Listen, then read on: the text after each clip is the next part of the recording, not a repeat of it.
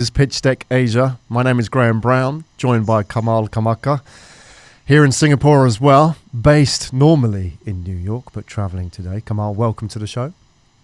Thank you so much, Graham. It's a pleasure to be here. It's a pleasure to talk to you. We're going to talk about iVend, which people know you for, the company behind it, which is Pitchdeckasia, a little bit about your story as well, and the problem that you're solving. A little bit of background to yourself, Kamal. We had a little bit of a chat off air. Where are you from originally? From India. Which part? I was born in Calcutta, but I lived most of my time in New Delhi. So, fantastic. Between New Delhi and Calcutta, yeah. You are based in New York. That's where Pitchdeckasia is based. Yeah. So, Pitchdeckasia is a Delaware-based company. We are a New York registered company. Our headquarters is there, the holding is there, and our intellectual property residence is Ireland. So we have an Irish structure, and we have centers in 22 odd countries, including Singapore. Fantastic. So your background, we're going to talk about retail today. Are you from the world of retail? How did you get into this space? Yeah, I'm from the world of enterprise software. SAP.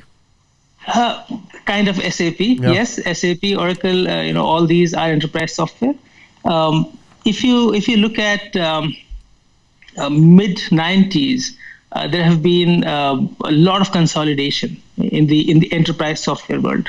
So I come from that background, from the complete ERP kind of background, and we saw an opportunity in retail and distribution.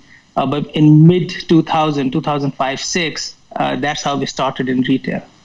Fantastic. So what we'll do is we will have a look at your pitch deck, some of the key points, and bear in mind as well, Kamal, that some of the people who are listening to this won't be able to see the video, so we may have to be a bit depictive with our descriptions of what's on the pitch deck as well, particularly when we get into some of the data as well.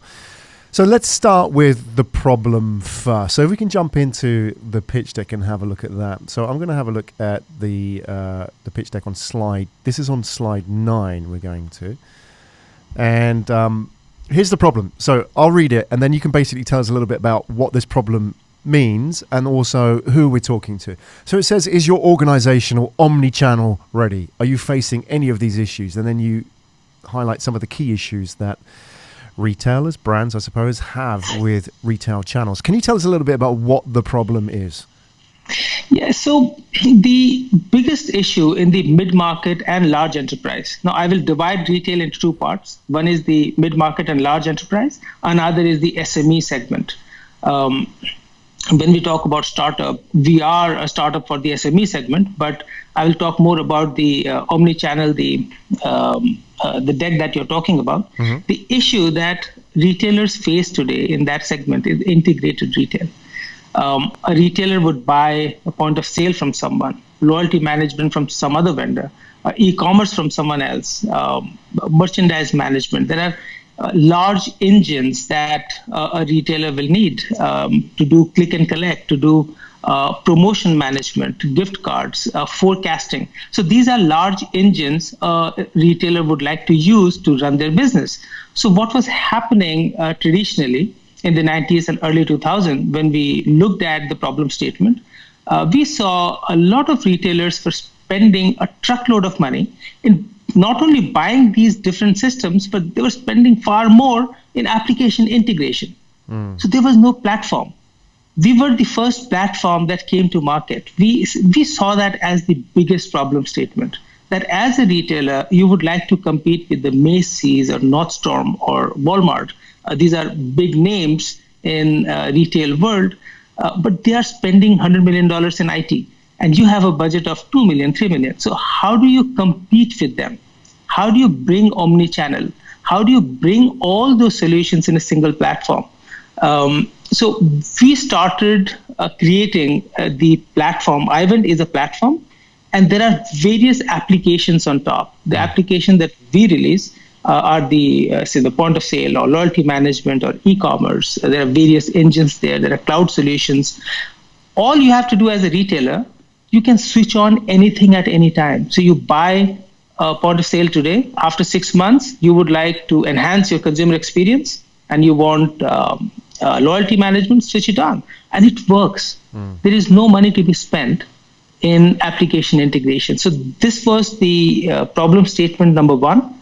The second problem statement that we wanted to fix was consumer experience. So when we interviewed, and we have a survey that actually every year we do this, it's pretty well known in the retail world. We survey thousands of retailers in various continents, and we find out how exactly they're behaving, what do they want. And early on, we found that they wanted to touch their shopper. They wanted to touch the customer. They wanted the customer to spend more money at their shop. How do you do that? There's only one answer. It's consumer experience. So can you use technology to enhance consumer experience? So that's the second problem statement that we take care of. Okay. So these are the two things. Fantastic. Well, we're going to dive into the solution part in a minute, Kamal. Back up a little bit and help us explain some of the statements that you've made. Can you explain your definition of omnichannel? I know people in retail are familiar with it, but it's interesting to hear your take on that. And also, you mentioned the kind of customers you're targeting. They're not the Macy's with the 100 million IT budgets, but the retailers with the 2 million IT budget or thereabouts. So maybe we can start first. Who is this relevant to? What kind of retailers? And can you give us some examples?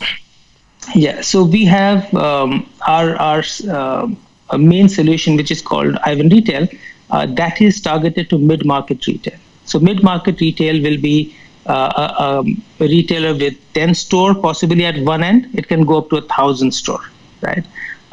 So in that, like we will have Virgin Mobile or Samsonite or Asics, the shoe company, or Vodafone. There's a lot of stores in Vodafone stores in Africa who would run our solution. So these are mid-market retail. Large enterprise retail will be Walmart because or Macy's. They will need integration with their supply chain. So we are in the mid-market. We are not much in the large enterprise. We do have customers there, but our target is mid-market. For the product, the reason I am in Singapore is not for the mid-market. It is for the SME segment. We are trying to solve a completely different problem that retailers are facing in Southeast Asia. And that is for the complete SME segment. And the problem there is completely different. Not integrated retail. It's more to do with profitability and usage of technology to which should run in the background to become more profitable. And that is an issue we have seen with the retailer. That's also an issue with the governments, that they would like the data, they would like things to be more segmented. And we are trying to solve those problems too. Okay, excellent. Let's have a look at the actual solution itself then, if we can jump in. What I have, there's a few slides that you have here on your pitch deck which cover the solution. I'll start with the top one, which is more on the conceptual side, which is on slide 2, which is what you've really sort of introduced us to, which is the end-to-end retail management solution. You've talked about that. You've given us the overview. Jumping in now a bit more into the depth of the solution. I'm going to go to slides 11 to 13. This is where we introduce Omnichannel first, and then the journey and how that sort of fits into iVend retail. So let's start first with that question from earlier. What is Omnichannel? And then we can have a look at the customer journey and also where you come into that. So Omnichannel first. What is it? So Omnichannel essentially is a multiple channel by which a retailer can generate revenue in a way that all those channels are effectively integrated in a singular platform. It all emanates from single view of inventory. So think about it. There is a retailer with 30 stores or 20 stores, and he also wants to sell in online. So possibly he has an online store, and he would like to give an experience to his customers who can do click and collect. So say you have an office in Suntec City, and while you're coming back, you live maybe in the East. You would like to pass through a store and pick up your groceries or any of the products before you go to store, but you do not really want to stand in line for that. So you would like to do click and collect. So you would like to go online, select those products, buy them online, choose the store from where you want to pick those products, and say, okay, I will come at 5 p.m. today. and pay the money, and that's it. When you reach the store, your packet is ready. Now, the way a retailer can achieve that is by ensuring the online asset, the online store, is fully integrated with his retail platform, which also knows how much inventory is there in which store, so that you do not go off sync. So it is always about single view of inventory. Similarly, you can have various other mechanisms. You may have a call center who is selling. You may have kiosk. Maybe you have small kiosk in Tiongbar where you are selling your products. Can you have an integrated approach where a consumer experience can be taken care of? So that's all about omnichannel. These are different retailing solutions that is used by a customer to buy product from your site that talk to each other seamlessly in real time. What is the problem here, Kamal? Is it that these different functions have evolved separately over time? There was a time when there was just a retail store, and then they had to have a call center, so it was a different team, different department, even different, P&L line, for example. But what's happened over time? These have evolved separately? Is it just that they are separate units, or is there a mindset issue here as well, which is a bit more fundamental in retail? It's all of these put together, plus the Amazon issue. Now, as a retailer, you need to compete in the market. You know that your customers will come to your store, they will buy your products, but at the same time, he can go to Amazon.com and he can buy the product from there and get it delivered, or Redmart for Singapore, or Lazada. So these are online assets. And as a retailer, I have to compete with these assets. Unless he changes the way that he did business 10 years ago, he will not be in business 10 years from now. So it's not just a mindset. It's a given that your mindset has to change. It is no longer retail only. It is always omnichannel. Now, saying so, every retailer may not need an online store. Possibly you are selling something that your customers won't even come online to buy. In that case, you should be able to publish your products online in various other marketplaces. So why only your own store? Can you publish your products in Lazada or in Amazon or somewhere else or other assets so that your profitability increases? So that's the idea of omnichannel. Yeah, I mean, going back to the Amazon issue, and we haven't even mentioned names like Alibaba yet as an example. Yeah. But, I think especially here in Asia, the new customer experience, and you started with customer experience in this talk today, this conversation. And I think that's the key to all of this, isn't it? Is that seamless customer experience. And at the end of the day, it's not the customer's problem, it's ours as retailers. If we have disjointed units within the business, that's our problem, because now customers aren't comparing these retailers to the next in their category. They are comparing them to Amazon, to Alibaba, to Apple, or to anybody who's really sort of mastered that whole ecosystem play. And that's the danger, isn't it? Because often for retailers, they're benchmarking themselves against the other store in the same category, where what they're not watching is these large ecosystem players out there that are completely redefining, for example, delivery times and what customers expect. When I was young, 28 days for delivery was normal. Now, Alibaba's Hema store can deliver to you in 3 hours, right? Yeah. Or 30 minutes if you live within 3 kilometers of the store. So the customer's changing now as well. And retailers are playing catch up. They don't have, the inherent systems to deliver the kind of experience that customers want. Even to the extent that somebody walks into a store, and I know there was a lot of sort of defensive mindset about people using apps in store to compare prices, right? Some stores try to ban this, right? Yeah. But that's the customer now. So what are you learning as well from your conversations with customers in terms of their expectations? What are you finding they want? Yeah, you see, a customer, at the end of the day, a retailer has to do what their customer really want.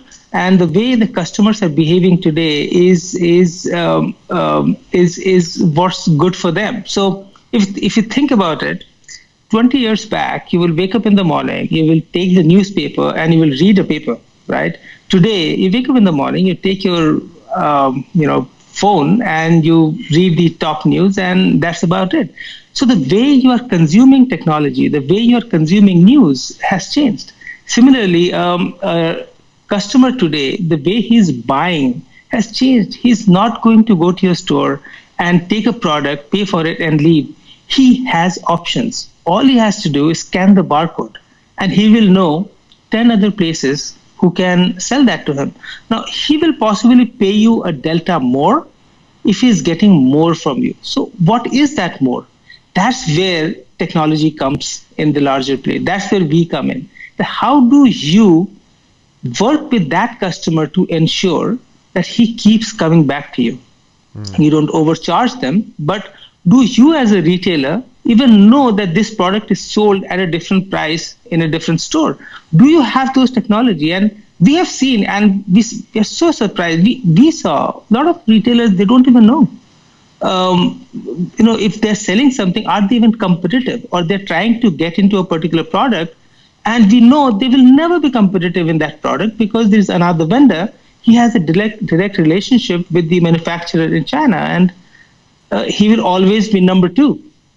And the retailer will get all this information by using technology. And yes, as you said, customers are changing, shoppers are changing. So if you want to stay in business, in retail, you have to change yourself. And you have to do it very, very fast. Yeah, there's no choice. Let's go back to the customer journey part of your pitch deck.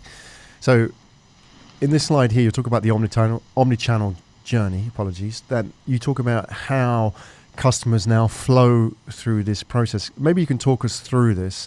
What I'm interested in particularly, Kamal, is, what was this actually like for the customer? And also, at the end of it, how does that change behavior? So how does that change, for example, how retailers view the quote-unquote customer problem? Do they approach it in a different way now that we have these kind of tools available to us? So first, what is the omnichannel journey and how does it look for a customer? Okay, so for a customer, I'll give you a plain, simple example. You go to a store and you would like to buy a shirt. It's a blue shirt, size says size 40, and you go there. You say, you know what? I received this email from you guys, and there's a promotion going on. And that email basically came from a campaign management system. So you targeted a customer to sell that blue shirt because he has been buying blue shirts in the last couple of years. And you sent him the mail. He comes to the store and shows you the campaign, and you give him the shirt. He says, can I go and try? He will go to the fitting room. He tries that. He wears it on, and he says, you know what? It's a bit tight. I may need one size bigger. He comes back and says, oh, I need 41. The retailer says, you know what, I do not have size 41, but this other store in Fifth Avenue has 41. Why don't you go home by evening, you will have it shipped.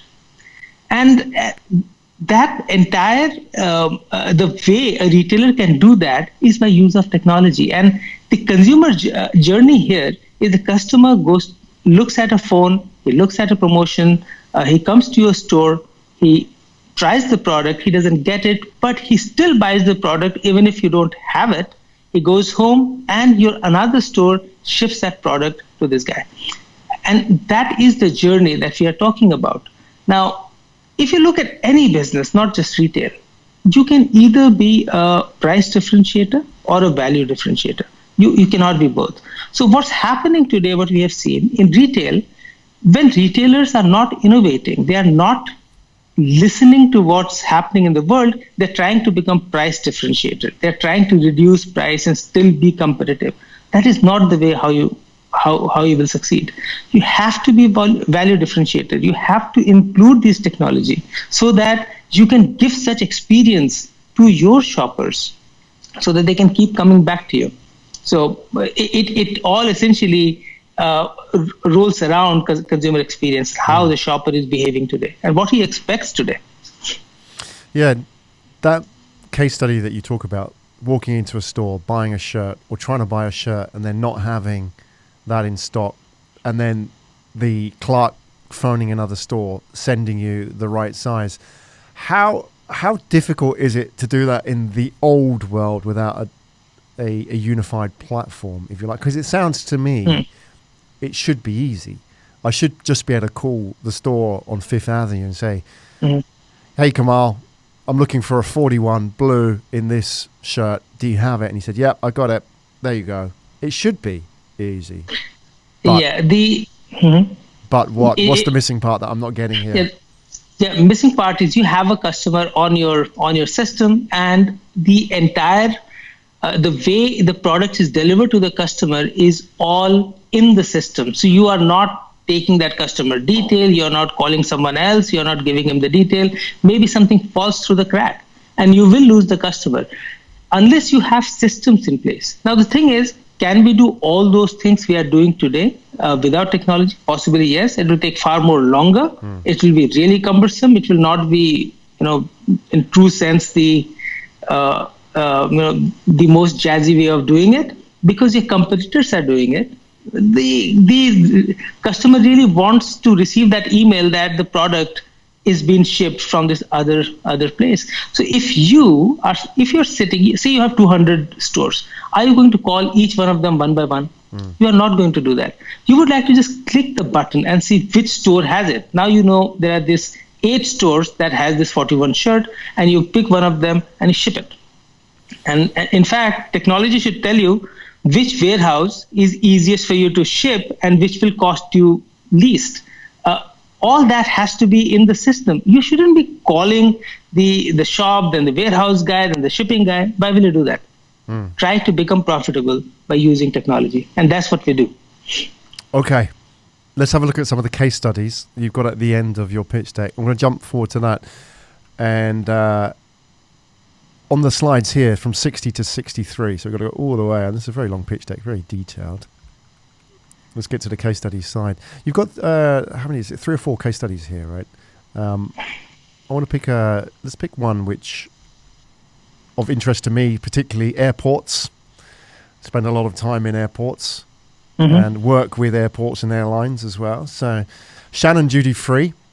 Tell us a little bit about this case study and why they need a unified platform and how it works. So what's the challenge first? Yeah, so the challenge of the airport was, again, they have all these different duty-free stores, and they wanted a system that is fully integrated for all those stores with a console that gives them the kind of information they wanted. They could buy different systems for different duty-free stores and then spend a lot of money in getting them the information they wanted.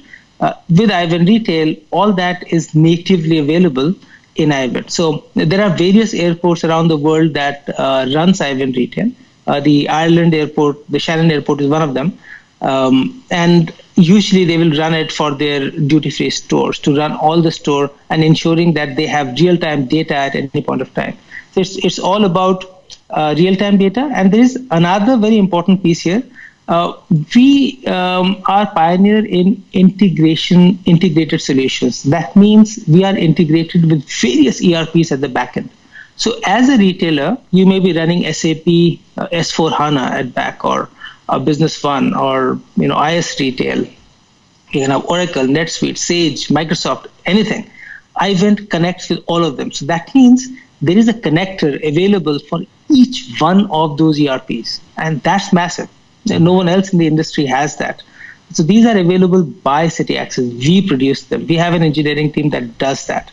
So Shannon Airport also took the product because of that integration, not only because of feature functionality. It is never about feature functionality anyway. Why is it the airport's prerogative to take that on rather than the individual retailers? Why would they do it? What would be the benefit for them? I think it is the business model of different airports. What we have seen in various airports is airports will always have a cut. There will be an operator that's operating the airport. So there will be a private company or the government, and they would like a cut from every retail store. And I think the way they devise the rent of the store is a percentage of of the actual sales. So there may be different model that they may be working on, and they will need systems that talk to each other and give them data in a real time. We have also seen in few countries the way an airport will renew any contract with a duty free. It is based on the amount of sale they do. Yeah. So if you're not selling well, next year they will say, you know what, thank you so much. We need the space. We'll give it to someone else. Yeah, that's classic commercial leasing, isn't it? Based on your revenue. So in that context, how does it actually work with a traveler at the airport? How does that actually play out, joining the dots between the stores or with the stores and their own inventory? So let's walk us through a scenario with Shannon Airport, for example, with a particular traveler in mind. Yeah. So I'll tell you the experience of the traveler and what the airport can really do. Unless Shannon has implemented all of them, I won't be able to tell you exactly which module they are taking most benefit from. If you have a singular system for, say, 100 stores, 100 duty-free store in an airport, you can have a single loyalty card. So that means something Dubai does really, really well. What that means is, as a traveler, you can buy in Gucci, and now you have 2,000 points, and you can go to the Apple store or iMac store, and you can buy a small iPhone, possibly, or some other product or an accessory. The idea is, can you ensure that all those stores are a part of a single mall, where a traveler, when he comes to the airport, he comes to the airport not just to take or catch a plane. He comes to the airport even to buy products. So if you have those consumer experience systems in place, the willingness to buy product at airport by the traveler is far greater. Could you implement this then, let's say, thinking a bit more laterally, in a hospital? They have a lot of retail space in hospitals. And could you implement it in an airline? So, for example, I read just yesterday Boeing announced that their next generation of planes will be effectively IoT enabled across the whole plane. So you're going to have this, it's going to be like a mini mall effectively within an airplane. So I'm just wondering about how far you can take this. So rather than just a mall, can you create malls within spaces that don't have malls? We have seen, and we are doing some pilot with malls right now. But as far as airlines are concerned, they will have their own system. They will have their own point of sale system, because they are traveling to so many different airports. They cannot have a singular loyalty management system that works with multiple airports. That's just not possible. So I feel that usage of technology can only be, the innovation has a limit there. While we are doing it at the airport, we can do it at a place where, possibly hospital, if there is a lot of stores there, possibly you can do that. But the idea is to, can you do that in a mall which has, say, 300 stores or 500 stores?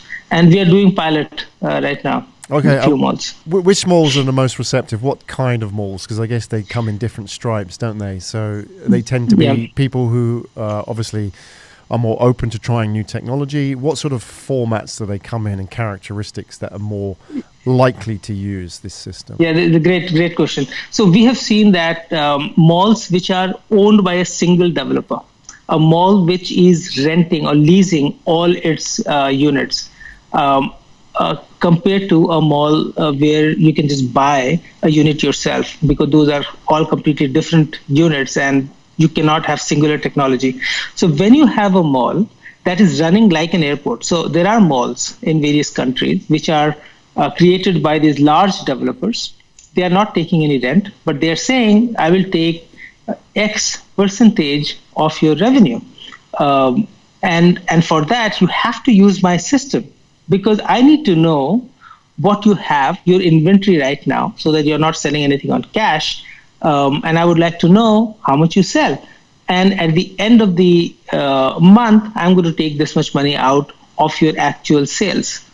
And those are the developers, the real estate guys. They are most receptive to the idea of having a system where you can have a singular system for the entire mall. The benefit to consumer is once he gets into the mall, he will have a single card. It's like in Singapore, you have a large departmental store, if I even call it a store, like Takashimaya, right? It has like hundreds of stores inside, but it's a single developer. You buy at one place, you can go to another store and redeem, right? And that is what different developers are trying to do and trying to achieve. It's a highly profitable way of creating a mall, and it's also really good for the consumers. Yeah, because you're now creating a SaaS model effectively for a developer, right, where they can be charging, and they obviously charge for the rent, but on top of that, there's an upsell. That's correct. Yeah, they can make a lot of money out of their most successful successful tenants, right? Okay, great. I mean, obviously they can implement other services on top of that as well. So once they're in and they're taking a percentage of the revenue, there are other options as well. I'm sure there's more that they can do for their tenants in terms of marketing and so on. Yeah. Okay. We had a look at one of the case studies. Let's talk about the business end of the pitch deck. Let's talk about the revenue models and also what your plans are long term. You've got a couple of slides here on the pitch deck about the revenue models. I'm just jumping back a little bit on slide 22, flicking through. Let's have a look at that. You talk about one of the models that you have here, the point of sale. Okay, tell us about how this works and how you monetize this. And then the other one that you have here is on slide 38. We'll just flick through to that, which is the in-house, the on-cloud revenue model. Let's just back up a little bit. Reporting capabilities as well. So tell us a little bit about the options that you have for revenue models with iVend. Yeah, so the revenue model is very simple. It's a subscription product. It's also is available on perpetual pricing because there are a lot of large retailers who do not want to pay subscription. They want to have a perpetual kind of licensing with maintenance in it. So deployment has nothing to do with the pricing. You can buy subscription, but you can have an on-premise deployment or you can use it on the cloud. Usually the deployment is driven by our partners. We are a channel-centric company, so we do not really have our own cloud. The solution is cloud-enabled. A partner can deploy it in their own cloud, or the customer can deploy in their cloud as a public cloud, and they can in a private cloud, and they can run it. So the revenue model is very simple. There are various components in the product, in the platform. You can buy any of those components. There is a price to it. You can buy it either on perpetual license or you can buy on subscription. Okay, excellent. Let's talk about the people behind this as well then. We haven't talked about, obviously we talked about yourself, Kamal, but who else is in this team? Give us an understanding about the size of the team and also where you're based. Yeah, sure. So we are, as I said, we are very global. I started the business in New York in mid-2000, as I said. The team is in various countries. So when I started giving a brief, when we saw the opportunity in retail, we saw that in ERP segment, the innovation was almost complete. And there was a lot of consolidation happening. If you look at in 1990s, Microsoft acquired Solomon, Great Plains, Exapta, Navision, all these companies. SAP acquired a lot. So there were a lot of consolidation in the industry. In the industry vertical, which is retail, manufacturing, distribution, these are industries, there was a lot of innovation going on. So we took retail as a product or as a segment where we wanted to grow. To start the product, we opened 3 offices, one in Sydney in Australia, one in London, and one in Chicago. And we hired some retail evangelists to understand what's going on in the retailer's head. The integrated retail was the biggest challenge that we wanted to take care of. And after that, we started hiring people. So development of the product happened in India, in New Delhi. We have 2 development centers. We have a few hundred people there in Noida and in Gurgaon. We also have development center in Mexico for the Latin American market and a small center in Cape Town for Africa. the African Middle East market. So these are three development. Apart from that, we have around 22 odd offices in various countries, and we have partners in 56 countries today, and customers in 90 countries. How many people are you in total across all of that? We are around 300 people. 300 people. So you've got the three development centers, and then everybody outside of the development center, where are they based? They are based in... They're in various countries. Okay. So in US, we are in US, in Australia, UK, Africa. We have 5 offices in Africa and Middle East. So we are pretty global, but many offices have only 4, 5, 6 people. So there are smaller offices too. They tend to be regional managers, account managers, sales teams, and so on? Yeah, these are the channel teams. So we are a channel business. So we will have 2 types of people in these local offices, where you will have a channel director whose job is to identify, qualify, and recruit a partner. And you will have a local product expert. He's a functional guy. His job is to enable the partner and ensure that he helps in solutioning the initial couple of implementations and certify the partner and help the partner succeed. So these are 2 different types of resources that we will always have. Most of the intellectual property is online. So a partner, when he joins us to sell our product, they go to knowledge.cityaccess.com, which are like thousands of videos and knowledge articles, forums. So it's an ecosystem by itself. And it also has an online certification center. So they certify. Once they pass the exam, then they qualify to sell iVend retail in their region. And our local offices will support them to succeed. Okay. I haven't asked you yet, Kamal. Curious, with all entrepreneurs who come on the show, is why? Why are you doing this? What is it about this project that excites you? Why do you get up in the morning and go to work to build this, to service those clients? Yeah. So we are very passionate about retail segment. And it is not that I was born passionate about retail. The passion came eventually. The idea is can we disrupt the market? Retail as an industry is changing extremely fast. We are the pioneer in that segment, in the mid-market retail. Can I make a dent in that particular segment? Can I create technology that will last or that will really make changes in that segment? So the vision here is very simple. We want to make retailers profitable. It is not about technology. The retailer should never see technology. They should feel it. And it should make them profitable. So the why is simple. We are passionate about retail, and we want to see retailers profitable, and we want to make a change in that segment because no one else is doing it.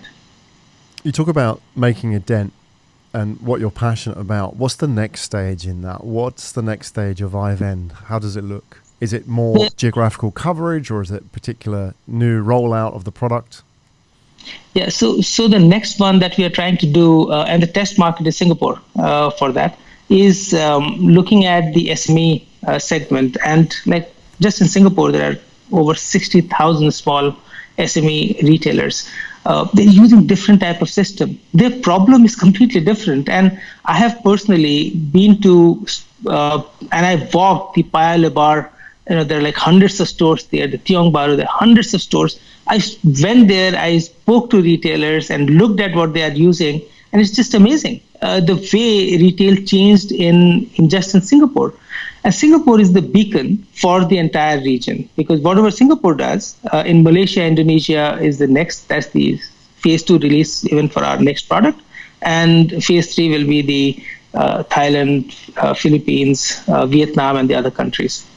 So the next big project that's keeping us awake is the SME solution. We are trying to create a cloud-based solution for the region, and we are trying to ensure that can we create a section of this extremely fragmented industry, but no one knows who is doing what, and most of the business is happening in cash. The government also wants the data. The retailers want the data. They want to stay profitable. There are no systems. If as a small retailer in Singapore, you want to buy a retail system, you buy a big box, then somebody comes to install the product. Sometimes it doesn't work. You always have another book on which you are writing invoice. It's not pretty. And your problem is not integrated retail. Your problem is profitability. can you use a single device which has bank connected to it? The payment is in that. And your customer comes in, you choose the product, you sell it, you take the printout, swipe the card, and you're good to go. Technology works at the background. So we are trying to release a product with some large banks in Singapore very soon. It'll be in next few months. I'm piloting that here. And once we are able to do this, we will be taking it to the regional market in Southeast Asia. Excellent. And what do you need to get to that next level? What do you need in terms of people? And are you actively seeking funds at the moment? No, we are not actively seeking funds. In fact, we are in the process of acquiring a few companies right now. Funds is not really an issue for us. We are an investor in that way. The issue here is talent within Singapore. We tried to look at, and we had a hard time finding it. But the support from the government is, I do business in 20 plus countries, and the support I received in Singapore is unbelievable. Whether it's EDB or it's the Intellectual Property Office of Singapore, different government departments, they are so forthcoming in ensuring that you're successful. And it's just mind-blowing to see that approach. So there is a massive amount of support from the system to become successful. And therefore, all the other issues that you face, they really go away. You just don't see that, because that is the biggest issue that usually you will face in a new country. Yeah. And thankfully, we did not face it here. Yeah, I concur. Definitely agree on that. To the point about talent, this is the challenge facing every high growth company in the region, finding people, the right people who want to work in a startup and know what it means to work in a startup, whether the startup is 4 people or 400 people. They're still of the startup mindset, even if they are, hundreds of millions in revenue. What are you looking for? So there will be people that watch this that may be potential partners. There'll be people that watch this that may be talent for your team. So somebody who comes from a particular background or just gets what you're trying to do, Kamal, and say, yeah, I want to be part of that story. So what are you looking for? Are you looking for specific hard skills in expanding your team? Are you looking for people with a certain mindset? Yeah.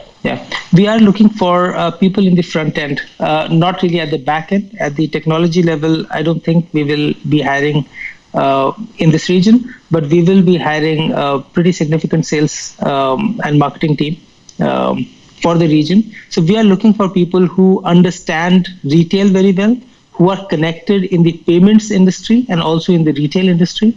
And we are looking and talking to various people from that background. So yes, we are looking for talent who has lived in this region, who knows this region, who knows the banks in this region and the retail hardware companies and that particular segment, and they know the dynamics of the region, how the region really works, because it's very interesting to see how business happens in Indonesia, Malaysia, Singapore. It's different. Yeah. So we'll need people who understand the culture.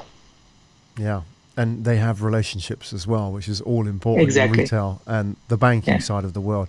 And partnerships as well. You mentioned, for example, you said you were acquiring, and obviously partnerships are a big part of what you do in expanding out into different markets. What's the sort of shape of partners that you're looking for? Are there any particular pieces of the puzzle that you are really focusing on at the moment? That kind of company, people who are doing X, what would that be?